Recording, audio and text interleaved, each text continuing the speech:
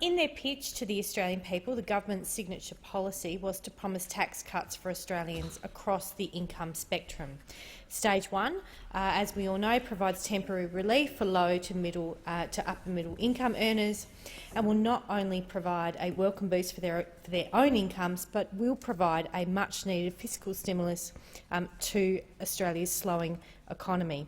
The multiplier effect will bring economic and social benefit to many Australians, and the Parliament would appear to unanimously support them. Stage 2 of the tax cuts is also targeted at low to upper middle income earners, and it helps to compensate for the removal of the temporary relief in Stage 1 and will not come into effect until 2022.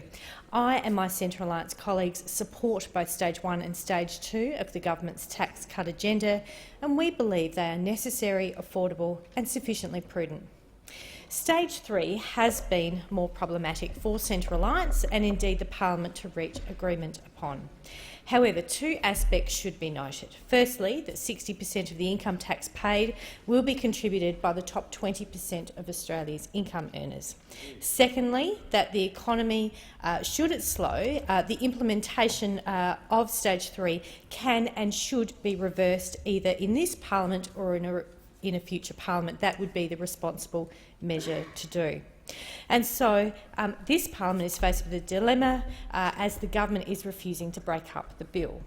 It is an all-or-nothing bill, and this weighs on my mind that there are many hard-working Australians who are waiting for this money, waiting to put in their tax return, and the Australian economy needs the urgent stimulus from Stage 1. With this bill, I believe the government can argue it possesses a good deal of democratic legitimacy in seeking to deliver the one signature policy it presented to the Australian people at the recent election.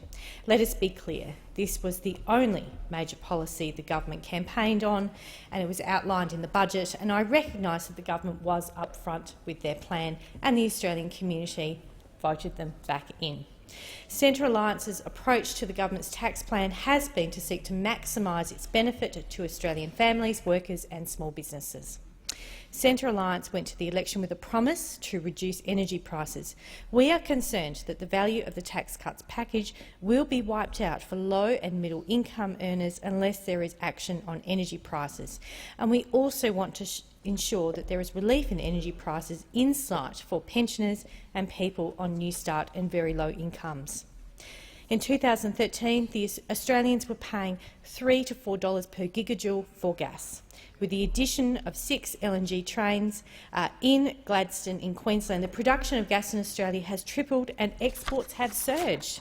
Yet in 2019 we are now paying $9 a gigajoule on the spot market in Australia for Australian gas, whereas customers of Australian gas in the Asian market are paying $7 a gigajoule for our gas. And Australian consumers, I believe, are being taken for mugs with this. We are talking about $9, triple the price of just over 5 years ago, and this is a grotesque example of market failure and something we in Centre Alliance want to address. We know that this is affecting manufacturing businesses and their workers, particularly in my state of South Australia. We are facing an energy crisis because of this. Centre Alliance is working with the government on both short and long-term actions to deal with the concerns in the gas market, and without actions those jobs and businesses will simply disappear.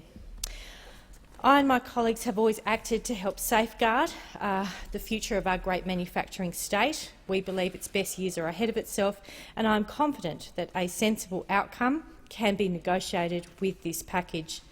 For this reason, I will be supporting the government's tax cuts legislation in this place, while Centre Alliance continues to negotiate in good faith with the government on the bill in the other place. Thank you.